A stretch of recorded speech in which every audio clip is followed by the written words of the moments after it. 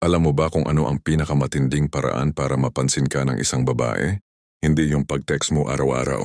Hindi rin yung pagpo-post mo ng mga pa-hint na quotes. At lalong hindi yung paghabol mo sa kanya para lang mapansin. Ang sekreto? Kapag wala kang pake. Oo, yung tipong parang hindi mo siya iniintindi. Hindi mo siya hinahabol. At hindi mo siya sinusuyo araw-araw. Doon siya mas naguguluhan. Doon siya mas na-excite. At doon siya mas nagsisimulang maghabol. Kasi sa panahon ngayon, ang hindi available mas nagiging valuable. At ang taong hindi desperate, yun ang nagmumukhang may power. Pero teka, bakit nga ba ganun? Bakit kapag mas nagmamahal ka, mas lumalayo siya? Pero kapag parang wala kang pake, bigla siyang bumabalik? Ito ang pag-uusapan natin ngayon. Sa modernong relasyon, madalas ganito ang nangyayari. Pag gusto mo siya, todo effort ka. Chat dito, tawag doon, react sa lahat ng story niya. Pero habang ginagawa mo yun, napapansin mong unti-unti siyang lumalamig. Hindi na siya katulad ng dati. Dati siya pa yung unang nagme-message. Ngayon scene-zoned ka na lang. At mapapaisip ka, ginawa ko naman lahat ah. Bakit parang ako pa yung nagmukhang talunan? Simple lang. Kasi masyado kang naging predictable. Wala ka ng mystery. Wala ka ng challenge. Alam niya na kahit anong gawin niya, babalik at babalik ka. At yan ang pinakadelikadong posisyon sa relasyon. Yung ikaw ang laging naghahabol at siya ang laging pinaghahabol. Ang problema, karamihan sa atin, hindi natin alam kung paano baliktarin ang sitwasyon. Kasi sa isip natin, kapag wala akong ginawa, baka mawala siya. Pero sa totoo lang, dun ka lang niya mas mamimiss kapag hindi ka na palaging nandyan. Isipin mo to. May dalawang lalaki sa buhay ng isang babae. Si lalaki ay laging available. Kahit anong oras pwede siyang tawagan, laging may reply, laging sweet, laging nag-aalala. Si lalaki B, tahimik lang. Hindi nagmamadaling mag-chat, minsan nagre-reply, minsan hindi. Pero confident, parang laging may ibang ginagawa. Sino sa tingin mo ang mas makaka-capture ng utak ng babae? Kung titignan mo sa surface, si lalaki ay dapat yung mananalo kasi siya yung maalaga. Pero sa realidad ng modern dating, si lalaki B ang mas nakakabaliw. Bakit? Kasi hindi mo alam kung interesado ba siya or hindi. Hindi mo alam kung ano ang nasa isip niya. At ang utak ng babae gustong-gustong i-decode yung mga bagay na hindi malinaw. Ganon din sa psychology. The more uncertain something is, the more it triggers curiosity and obsession. Ibig sabihin, kapag mas hindi siya sigurado kung gusto mo pa ba siya o hindi, mas nagiging interesado siyang alamin. At habang nag-iisip siya kung ano ka talaga sa buhay niya, doon ka unti-unting nagiging addicting. Ito yung tinatawag ng mga Stoics na detachment power. Ang taong hindi nakatali sa resulta, ang taong hindi kailangan ng validation, siya yung tunay na malaya. At sa mga mata ng iba, siya yung pinakakaakit-akit. Isipin mo ang apoy. Kapag nilapitan mo ng sobrang lapit, nasusunog ka. Pero kapag tama lang ang distansya, nagbibigay init. Ganyan din ang attraction. Kapag masyado kang dikit, nasasakal siya. Pero kapag marunong kang umatras, doon siya mas lalong lumalapit. Ang distansya ay hindi palaging kawalan. Minsan ito ang dahilan ng pagnanasa. Parang kwento ng isang lalaki sa Stoic philosophy, si Epictetus. Sabi niya, huwag mong subukang kontrolin ang mga bagay na wala sa kapangyarihan mo. At sa modern dating, ang feelings ng babae ay isa sa mga bagay na hindi mo kontrolado. Hindi mo mapipilit ang damdamin niya, pero pwede mong kontrolin ang sarili mong energy. At yun ang dahilan kung bakit gumagana ang walang pake mindset. Hindi dahil wala kang pakialam sa kanya, kundi dahil mas pinili mong unahin ang sarili mong kapayapaan. Naalala mo yung kaibigan mong lalaki na dati halos magmakaawa sa ex niya? Yung tipong todo post ng please come back, todo chat kahit hindi nire-replyan. Walang nangyari, di ba? Pero nung nagdesisyon siyang magbago, naging busy sa sarili, nag-gym, nagtrabaho, nagbago ang itsura, at hindi na nag-message kahit minsan, biglang may notification. Hey, kamusta ka na? Boom. Yun yung effect ng walang pake. Hindi mo kailangang magpanggap. Kailangan mo lang maging totoo. Na kaya mong mabuhay kahit wala siya. Kasi kapag nakita ng babae na hindi mo kailangan ng approval niya, nawawala yung sense of control niya sa'yo. At kapag nawalan siya ng control, doon siya nahuhulog. Ayon sa Stoicism, ang tunay na kalayaan ay galing sa disiplina ng sarili. Kapag hindi mo kayang kontrolin ang sarili mong emosyon, madali kang laruin ng mundo. At sa relasyon, kapag hindi mo kayang kontrolin ang sarili mong neediness, ikaw mismo ang dahilan kung bakit ka nawawalan ng halaga. Kaya tandaan mo, hindi masamang magmahal, Ang masama ay yung mawala ang sarili mo kakahabol sa pagmamahal. Ang walang pake mindset ay hindi kawalan ng damdamin. Isa itong disiplina, isang paraan ng pagprotekta sa sarili mong dignidad. Kasi kung iisipin mo, paano mo mararamdaman ang pagmamahal? Kung ikaw mismo hindi mo maramdaman ang kapayapaan, so paano mo ito ma-apply sa totoong buhay? 1. Bitawan mo yung need to impress. Hindi mo kailangang ipakita lagi na ikaw yung best. Mas attractive yung lalaking may sariling mundo. Yung tipong may ginagawa, may purpose at hindi nakadepende sa babae para maging masaya. 2. Practice emotional control. Kapag hindi siya nag-reply, huwag agad magdrama. Kung gusto mong mag-message, gawin mo kasi gusto mo. Hindi kasi natatakot kang mawala siya. 3. Maglaan ng oras para sa sarili. Huwag mong gawing sentro ng mundo ang relasyon. Mag-focus ka sa health mo, sa career mo, sa passion mo. Kasi kapag busy ka sa pag-improve ng sarili mo, mas nagiging natural yung confidence mo. At yan ang hindi kayang tapatan ng kahit sinong pa-sweet. 4. Detach with dignity. Kapag nakita mong hindi na mutual, huwag kang maghabol. Hindi ka natalo. Nanalo ka kasi pinili mong respetuhin ang sarili mo. Minsan, ang pinakamabigat na mensahe ay yung katahimikan mo. Kapag marunong kang hindi maghabol, ikaw ang hinahabol ng kapalaran. Ang tunay na mahal hindi kailangang patunayan. Nararamdaman kahit tahimik lang. Hindi mo kailangang ipilit ang sarili mo sa taong kaya ka namang iwan. Kasi sa dulo, ikaw rin ang mapapagod. Sa dulo, hindi ito tungkol sa pagiging cold o manhid. Ito sa style at papili kung saan mo ilalagay ang energy mo. Kapag wala kang pake sa mga bagay na hindi mo kontrolado, nagsisimula kang makaramdam ng kapayapaan. At kapag kalmado ka, yun mismo ang nagiging magnet ng attraction. Kasi tandaan mo, ang babae hindi lang naghahanap ng gwapo. Hinahanap niya yung lalaking may presence. Yung tahimik pero buo. Yung hindi nangangailangan ng pansin dahil alam niya, siya na mismo ang pansin ng mundo. Napansin mo ba yung weird na pattern na to sa relasyon? Kapag todo effort ka parang wala lang sa kanya. Pero nung sinimulan mong maging tahimik, biglang nagiging curious siya. Bigla kang tinatanong kung okay ka lang. Bigla siyang nagpaparamdam. At minsan siya pa yung nagiging clingy. Parang may magic, diba? Pero hindi ito magic, psychology too. Ang totoo. Ang utak ng tao ay na-attract sa mga bagay na hindi niya kontrolado. Kaya kapag hindi ka naghahabol, nagiging misteryo ka. At ang misteryo, iyon ang gasolina ng attraction. Karamihan sa mga lalaki kapag nagustuhan ng babae, nawawala ang sarili nilang center. Biglang nagiging dependent sa reply ng babae. Kapag nag-message, masaya. Kapag scene-zoned, parang end of the world. Ang tawag diyan sa psychology ay emotional dependence. Anong sa dating world, ito ang pinakamatinding repellent. Bakit? Kasi kapag naramdaman ng babae na ikaw ay emotionally dependent, ang utak niya ay nag-a-adjust. Subconsciously iniisip niya, kaya ko pala siyang kontrolin. At pag naramdaman niyang kaya kanyang paikutin, nawawala ang respeto. At kapag nawala ang respeto, kahit gaano ka pa kabait o ka-effort, unti-unti niyang mawawala ang gana. Sa Stoicism, ito ang tinatawag na pagkaligaw ng kaluluwa. Kapag ang saya mo ay nakadepende na sa reaksyon ng iba, hindi ka na malaya. At sa relasyon, kapag nawala ang kalayaan mo, unti-unti ka ring nawawala sa sarili mo. Tingnan mo yung mga classic na kwento ng modern dating ngayon. May lalaking halos araw-araw nagte-text ng, "Good morning, ingat ka, miss na kita." Pero wala siyang makuhang solid na sagot. Minsan, thanks. Minsan, oo. At minsan, scene lang. Pero may isang lalaki, halos hindi nagre-reply. Hindi nagpo-post ng mga pa-cute. Tahimik lang. Pero pag nagpakita, confident. Hindi awkward, may sariling direction. Sino ang mas na-attract si babae? Yung pangalawa, hindi dahil mas gwapo, kundi dahil mas may value ang attention niya. Think about it. Kapag palaging available ang isang bagay, nawawala ang thrill. Pero kapag bihira mo lang makuha, parang laging special. Ito ang tinatawag na scarcity principle sa psychology. Ang tao ay natural na na-attract sa mga bagay na mahirap makuha. Kasi sa utak natin, kung bihira to, ibig sabihin valuables to. Kaya kapag lagi kang andiyan, parang wala ng excitement. Pero kapag marunong kang umatras, biglang nagkakaroon ng tension, ng mystery, ng curiosity. At dyan nagsisimula ang paghahabol. Sabi ni Marcus Aurelius, "He who needs nothing is closest to the gods."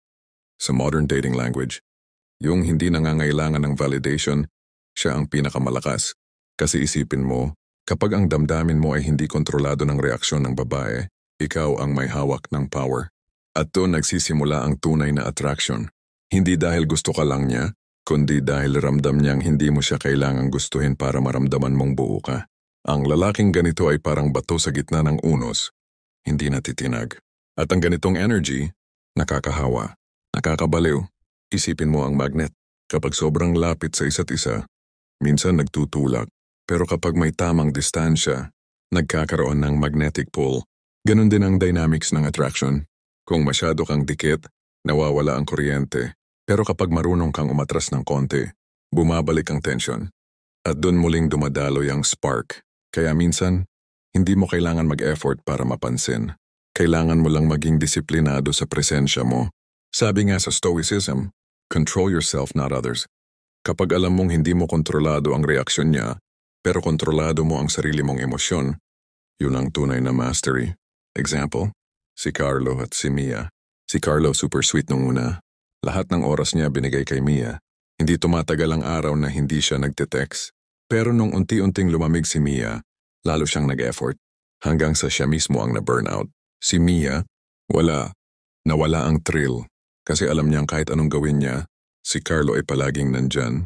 Pagkatapos ng ilang linggo, nag-decide si Carlo na magpahinga muna. Hindi na siya nag-message, hindi na siya nag-post. Nag-focus siya sa sarili. Nag-gym, nagtrabaho, nag-travel.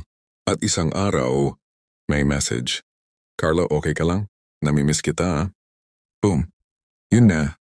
Hindi dahil may ginawa siyang technique, kundi dahil naramdaman ni Mia yung pagkawala ng energy ni Carlo. At dun niya lang na-realize kung gaano kahalaga si Carlo nung nandyan pa siya. Ang tawag dito ay reverse attention dynamics.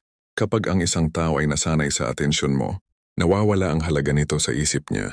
Pero kapag biglang nawala yung atensyon na iyon, nagkakaroon ng psychological void. At kapag may void, gusto niya itong punan. Kaya bigla siyang naghahanap. Bigla siyang naghahabol.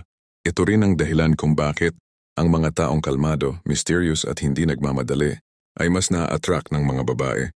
Hindi dahil bad boy sila, kundi dahil hindi sila madaling basahin. At ang hindi mo kayang basahin, iyon ang gusto mong intindihin. At pag gusto mong intindihin ang isang tao, nagiging invested ka. At pag invested ka, nahuhulog ka. Minsan yung katahimikan mo ang pinakamaingay sa puso niya. Habang mas konti kang magsalita, mas madalas kanyang iniisip. Ang presensya mong bihira, mas matindi ang epekto kaysa sa mga mensaheng araw-araw. Ang taong hindi mo mapilit, siya ang gusto mong mapansin. Paano gamitin ang walang pake psychology sa tama? 1. Huwag kang reactive, maging strategic. Kapag hindi siya nag-reply, huwag mong ituring na insulto. Baka busy lang o baka sinusubok ka lang. Maghintay, at sa paghihintay manatiling kalmado. Yun ang hindi niya kayang pantayan. 2. Huwag kang magpakita ng insecurity. Kapag nag-post siya ng kasama ibang lalaki, huwag agad mag-assume. Ang tunay na confident na lalaki hindi nagpapatalo sa emosyon. Pinapairal niya ang logic kaysa ego. 3. Ibalik ang focus sa sarili. The more you invest in yourself, the more others will invest in you. Gym, trabaho, goals, hobbies, skills. Lahat yan nagbibigay sa iyo ng aura ng self-worth. At ang self-worth na yan, ang pinakamalakas na pheromone sa mundo ng attraction. 4. Gamitin ang silence bilang sandata. Hindi lahat ng laban kailangang sagutin ng salita. Minsan ang katahimikan ang pinakamatinding statement kasi pinapakita mo na hindi mo kailangang ipaliwanag ang sarili mo para lang maramdaman mong mahalaga ka. Ayon kay Seneca, he who is brave is free. At sa dating world, ang tapang na tinutukoy diyan ay hindi yung lakas ng loob mong manligaw, kundi yung tapang mong mabuhay kahit hindi ka pinipili. Kapag kaya mong tanggapin na hindi lahat ng tao ay mananatili, nawawala ang takot mong mawala. At kapag wala ka ng takot, nagiging totoo ka. Hindi ka na nagpe-pretend. Hindi ka na nag-o-overthink. At doon ka nagiging undeniably attractive. Ang walang pake ay parang sining ng paghawak ng buhangin. Kapag pinisil mo ng mahigpit, mas mabilis itong mawawala. Pero kung marunong kang humawak ng maluwag, mas matagal itong mananatili sa palad mo. Ganon din sa tao. Kapag pinilit mong kontrolin, lalayo. Pero kapag hinayaan mong dumaloy, dun siya kusang mananatili. Ang hindi naghahabol, hindi dahil walang pakialam. Marunong lang siyang maghintay sa tamang tao. Ang tunay na malakas hindi yung marunong manalo, kundi yung marunong manahimik kahit nasasaktan. Kapag kaya mong hindi mag-react, ikaw ang may tunay na power. Hindi mo kailangang ipakita na okay ka. Ang pagiging tahimik mo ay sapat para makita niyang hindi ka nakagaya dati. Kapag wala kang pake, hindi ibig sabihin wala kang puso. Ibig sabihin lang, Pinipili mong protektahan ang sarili mong kaluluwa mula sa pagod at pag-aabang. At pag natutunan mong bitawan ang mga bagay na hindi mo kontrolado, parang may biglang bumabalik sa'yo. Ang respeto mo sa sarili mo. At kapag bumalik yon, lahat ng tao sa paligid mo magsisimulang makaramdam ng parehong energy. Kasi sa huli, hindi mo kailangang habulin ang taong para sa'yo.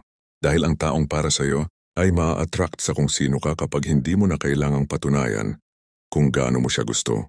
May kilala ka bang lalaki na kahit hindi gwapo, kahit hindi mayaman, pero parang may kakaiba sa aura? Yung tipong kapag dumating sa lugar na papatingin ang mga tao, lalo na ang mga babae, tahimik lang pero may dating, hindi palabida pero may presence. Hindi nagmamadali pero parang lagi siyang in control. Yan ang tinatawag kong kalma pero nakakahumaling. At kung napansin mo kadalasan yung mga ganitong lalaki, hindi sila yung naghahabol. Hindi sila yung nagpo-post ng miss you araw-araw. Hindi rin sila yung laging available, pero sila yung hindi makalimutan. Bakit? Kasi marunong silang magpahinga sa emosyon. Hindi sila pinapatakbo ng feeling, sila ang nagmamaneho nito. At yan mismo ang essence ng Stoicism at modern attraction psychology. The calm man wins. Sa panahon ngayon ng instant gratification, ang kalmado ay napagkakamalang walang pakialam, pero ang totoo iba ang walang pake sa kalmado. Yung walang pake, minsan pader. Sarado, malamig, walang emosyon. Pero yung kalmado, malalim. Tahimik pero aware. Hindi siya robot. Marunong lang siyang magpigil. At pinipili niyang hindi maapektuhan ng mga bagay na hindi niya kontrolado. Ang problema kasi sa karamihan ng lalaki, kapag may gusto silang babae, nawawala ang disiplina. Lahat ng oras binibigay. Lahat ng atensyon isinusubo hanggang sa nauubos sila. Tapos magtataka sila, bakit parang mas nai-enjoy niya yung mga lalaking hindi ganun ka-effort? Simple lang. Kasi ang energy ng kalmado ay ibang klase ng power. Ito yung energy ng lalaking hindi umaasa. At sa mundo ng attraction ang taong hindi umaasa, siya yung lagi nilang inaasahan. Isipin mo to. May dalawang lalaki ulit. Si lalaki A, mabilis ma-turn on, mabilis ma-in love, mabilis mag-react. Kapag may hindi gusto nagagalit, kapag na-scene zone nalulungkot, kapag di nag-reply, nagpapanik. Si lalaki B kalmado. Hindi nagmamadali mag-reply kasi alam niyang hindi niya kailangang magmadali. Kapag hindi siya pinansin, ngumingiti lang siya. Kapag may rejection, sinasabi lang niya sa isip, baka hindi talaga para sa akin. Guess what? Si lalaki B ang mas nakakaakit. Hindi dahil mystery siya, kundi dahil hindi siya umiikot sa babae. Umiikot siya sa sarili niyang mundo.